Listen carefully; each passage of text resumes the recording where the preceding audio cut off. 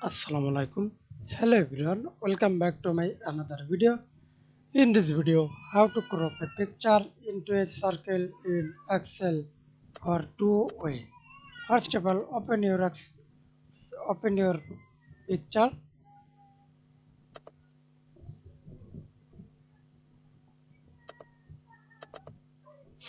Okay. Step one, crop circle.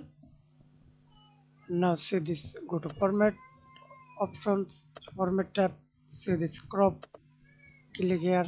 Drop down menu. Now see this crop to shape. Select your shape, select circle. Okay.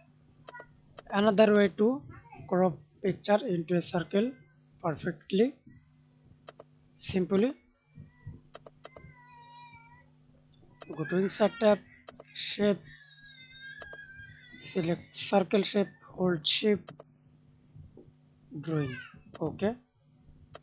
And right click mouse, fill, picture, work offline or online.